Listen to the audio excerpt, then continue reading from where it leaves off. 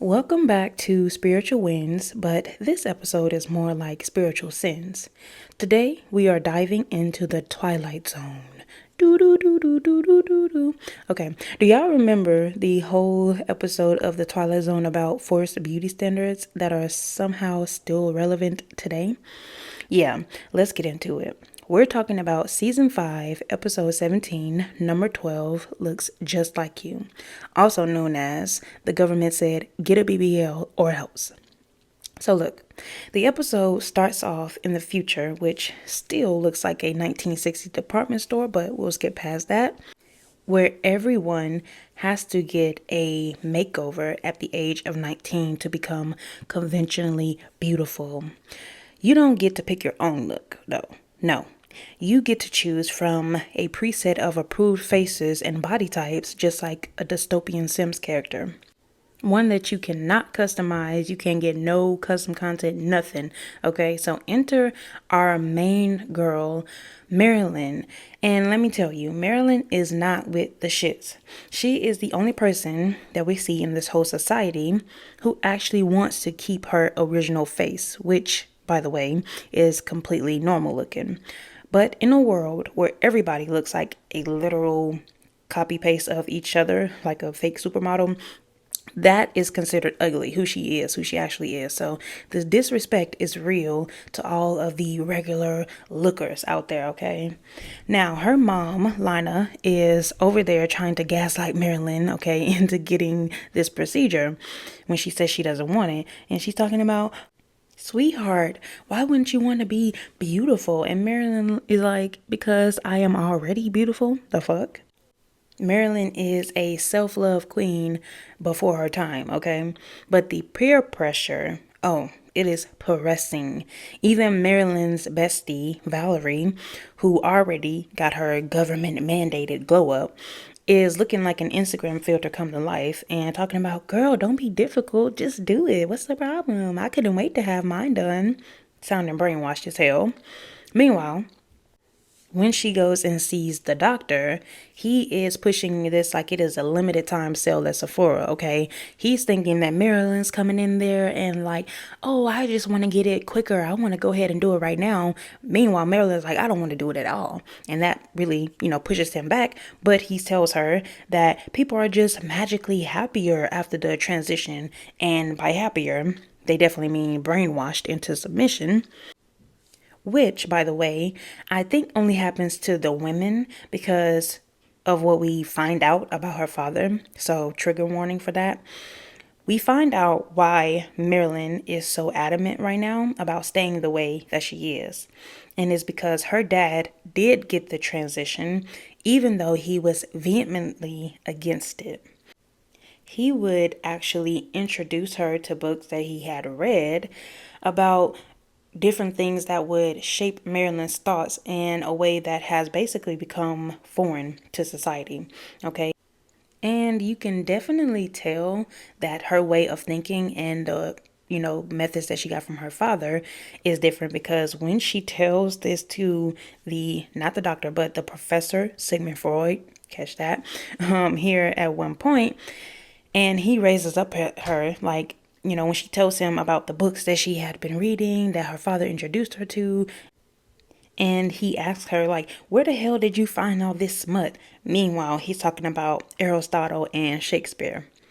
Anyway, if you are wondering where her dad is now, oh, he just unalived himself because he couldn't take how fake and soulless the world has become. So, like I said, he did get that transition, but I said that's the reason why I believe there's some different procedure that's happening to the women, because the women come out and they're like completely brainwashed, but he came out, and while he did look different, he intrinsically still had those values of, this is wrong, and he was, not about it. So Marilyn, she tries to resist, but society is not letting her be an individual. And she asked the doctor, would she be forced to do it? And he's like, no, dear. We just need to forcibly keep you here just to see why you don't want to do it. And honestly, at this point, Marilyn should have knew that some bullshit was going on, okay? She should have definitely known that it was a trap then. So she's sequestered in this room. And the next thing we know, when she's trying to escape, after that, they just off screen give her this forced makeover. And let me tell you, when she walks out, the Marilyn that she was is completely gone. She's smiling, she's giggling, and she's acting like a Stepford wife, okay? They have erased her entire personality, y'all. She even looks in the mirror and says like, gee, do I feel pretty? Like none of the thought processes that were there before, like I said, they did more than just change this girl's look, okay? So need I remind you that all of this actually started because of some quack doctors got together and said that the reason that everybody has to get these surgeries was to quote unquote stop hate and eliminate the ugliness in mankind, because that's what makes men hate. Okay. Yeah. And just like that, she is one of them. Okay.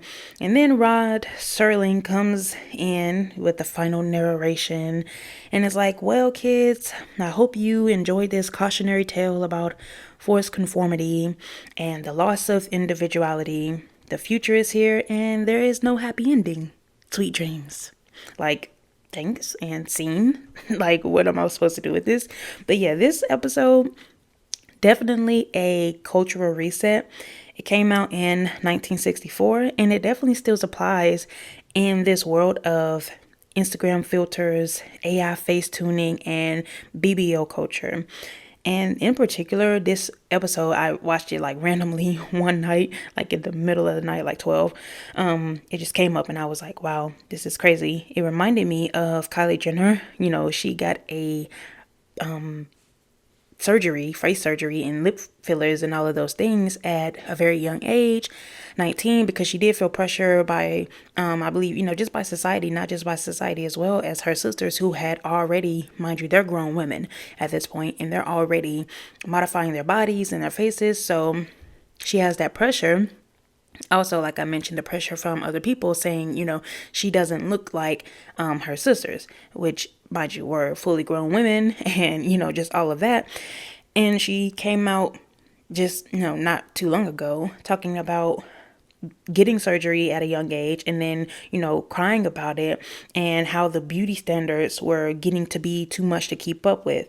And which is crazy because she did have her part in that, like, putting herself up or, boosting that, which, mind you, she didn't start it. So I can't like just shove it off on her, but it really does show you how this thing is pushed as like a magical solution to like yourself more.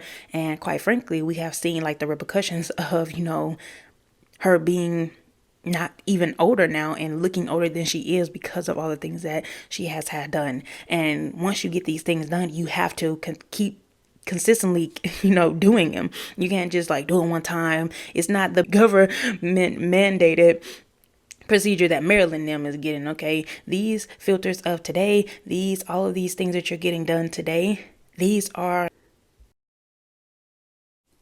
procedures are very low quality. That's one thing that I can say, which leads me to the next story that is very relevant and happening at this time, so I really wanted to include it. It is the BBL stink TikTok videos that I found. I really want to kind of add them in here really quickly just so you can get a view of who she is and what she's talking about. And the reason why I bring this up is because, like I said, this day and age we're living in now, people do feel pressured to get these same procedures, but the fact of the matter is they're very low quality.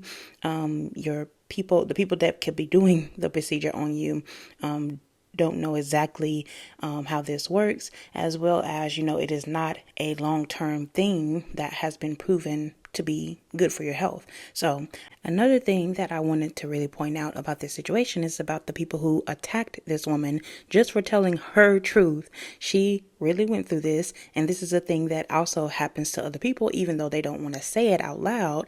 But the stigma is the girls who have this is like above the other women. So anything that makes them like tarnishes their reputation, whatever reputation they really feel that they have. I do put quotes around that reputation word, but anything that brings down their value or whatever it's a perceived attack on all of them. So if that's their whole personality, which for many of them it is, then, they don't want this sort of thing being, publicized or, being out at all. So the sheer amount of people who attacked her reminded me of, just Lana or, her mom and her best friend and just the whole society when Marilyn wanted to go against the grain, didn't want this thing anymore like everybody else did. She was the one who was, very much ostracized and, faced the consequences of that. So without further ado, here are the videos. So this is part 2 on why I had to get my BBL surgically removed. So in part 1, I was telling y'all how my sit-down air was stinking real bad. And it got to the point to where I had to carry around a bottle of air freshener or a bottle of perfume. Because when I would use public restrooms, it would stink so bad and the smell would linger. It was like an embarrassment. I didn't want to come out the bathroom with it smelling like that and someone else was waiting at the door. When I say that BBL really ruined my life, I even lost my boyfriend behind it. He was telling me the whole time, like, you're stinking real bad down there and I can't stomach it. First I'm in denial, like, no, you're hating, you're mad, I got a BBL. It was the truth. It got to the point to where I would be washing my laundry, weekly, like I've been doing before I got the BBL. When I would get my laundry out of the dryer, it would still smell like that raw eating flesh. I really was like, so this one day, me and my boyfriend, we getting ready, to do something. So first, let me say, my boyfriend at the time did not want me to get the procedure done, but I insisted. Me and my sister went to get the procedure done together. And before I got the procedure done, I joined a group on Facebook. It was like a support group, different women that got it, that's in relationships, just for, to talk about it. So a lot of women in the group was pretty much saying, when you get it, your boyfriend is going to be jealous, so just keep it out on that. So when he was telling me it was smelly down there, I was going to the group saying, he's saying it's smelly down there. They was healing up good. It was healing normal. So it was my sister's. And I would ask her, is you healing well? She would tell me, yeah. I was healing well maybe the first 6 to 7 weeks. But after that, it kept on leaking and kept on draining. I was asking my sister how hers was going. She said she was not leaking or draining. Mine's would close up, but then like a day or two later, it would start leaking again. So I used to put gauze and dressings on it to support the leakage while I may have been outside or out and about. So that's why I had it for a year with the leakage, because there would be points that it would close up and he left. And that was pretty much that. But he was telling me for months. But me listening to the women in the group thinking they knew what because it was an embarrassment even looking at it. I'm going to upload the picture right here. Everything up for me. It even got to the point I was wearing jeans in the summertime because it was an embarrassment even looking at it. I'm going to upload the picture right here. Part 3 on how I got my BBL surgically removed because my sit-down one was stinking real bad. So I deleted part 1 because there were so many people in the comments talking shit how y'all are doing now. So I deleted part 1 and I made part 2 because there was some people in the comments that wanted to know more. BBL stink, do you hear me? And it's not coming from the vagina or the beehole. It's coming from the incisions that they cut to inject the fluid and the fat in your butt, okay? There's people in the comments saying, oh, you wasn't washing up right. Come on, let's be real. It's coming out of the incision. It f***ing stink. I don't care what y'all say. It stink. And if it's not healing properly and your body is rejecting it, the hole will remain open and the drainage will continue to come out and stink up your linen, stink up your underwear, stink up everything, okay? Now, my BBL been removed for the past 4 years. Only had it in for about a year until it was stinking so bad I couldn't take it no more. I don't know if y'all wanted me to get on here and say BBL smell good, but they stink. Stay away from them. I wasn't expecting my video to blow up like it did, but I have a lot of women angry with me. They are reporting me. They're commenting nasty things. I'm just about to delete everything and go about my business because when I say this is crazy, it's like they removed the sound from my other video. I wasn't saying anything, but I guess I did not fit their narrative. They're not happy about my experience. That's pretty much what I was saying. They denied that. They said they're not putting my sound back up. So I'm going to just... The crazy part is so many women pissed off at me, I don't even know who to start to block so they can start reporting me. They're just coming at a rapid pace. So I'm done, y'all. I'm just like, I didn't know people was going to get mad like this. I just thought I was sharing experience, but I'm done. This BBL trap don't play. Y'all see the story time with the lady saying that she had to remove her BBL because her, she didn't say that all BBLs you're going to have a stench or anything. This is her story. This is her truth. So y'all even coming up saying something like, oh, you must have didn't wash your ass. That goes to show that you in denial about your own stench when you sit your ass down. Is 100% real. I don't care what your mama say. I don't care what your friends say. I don't even care what your doctor say. BBL smell is real, and let me tell you why. And if you're wondering what it smell like broccoli. The broccoli that's been sitting in your pot with the top on for 2 days. We all know how that smell. Sour, funky, molded. Now, it's going to be some people that say, my BBL don't smell like that. I don't know where she get her information from. Take your hand and rub it back there and see if you smell the same thing that I'm smelling. Now, some BBLs have a soft, funky smell, like a musky smell. And then some BBLs have a loud smell, a smell like rotten flesh. But trust me, it's all the same smell. Now, if you're wondering how to get that funky smell up out of your skin, because yeah, it's sucked in the pores and it's deep within that skin. Take you a cup of vinegar, 3 tablespoons of Epsom salt. I be around a lot of BBLs. If your BBL is stinking, oh, as someone who literally works in plastic surgery post-op care, I be around a lot of BBLs. If your BBL is stinking a year into the process, you might have some, like, I don't think that's your butt. I think it's a wound. It could be your cooch. I don't think it's the BBL itself. It might be a wound or one of the holes. To which I would say go to your nearest hospital immediately because it's probably rotting for whatever reason. After a BBL, though, I will say the smells are not that pleasant for a multitude of reasons that I'll list out for you. First of all, when you get liposuction, they stick that needle in there. That looked like I was doing something else just now. And when they're sucking that fat out of you, your skin is disconnected from the muscle. And the reason it's important that you get your massages, lymphatic massages, 6 months, you really should get them for at least 6 months after your surgery, is because your skin needs to heal and heal back onto the muscle. And you want it to heal flat and not have that like bumpy look that, on someone's stomach. We all know what I'm talking about. But while it's healing, fluid swells up because you swell. So with the lymphatic drainage for the first couple of days, your holes will still be open. There'll be some doctors choose to drain with tubes. Because if that tube gets yanked, or that shit can hurt. Just let it drain out. But it's not gonna smell good because it's literally pus and from your body. It's disgusting. Another reason it stinks is because you're in a faja. You're compressed because we don't want you to swell, right? Because it's healing. And what your body's gonna do if it's not compressed? If it's not compressed, it will expand. You're supposed to stay in that faja for days, right? So what happens is you got all that pus and bullshit coming out that already doesn't smell great. You're in the same faja 4 days a lot of times. You're sweating and you have your natural must. And you have a lot of smells mixing together. As someone who's done lymphatic massages, I can tell y'all, it doesn't smell great. The girls don't smell great fresh off the table. It's really nothing you can do. The Twilight Zone definitely tried to warn us here.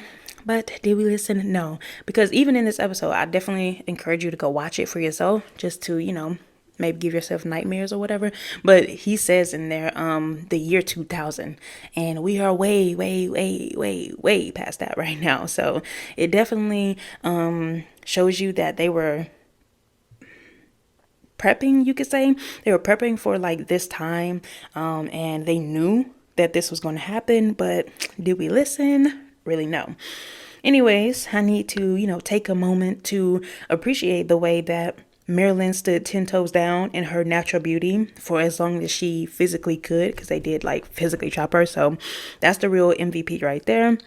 But also the way the society was moving, scary. Okay, they snatched her personality, her face, and her waist all in one procedure. Okay, so the moral of the story is sometimes self-improvement is just peer pressure with a huge makeover budget.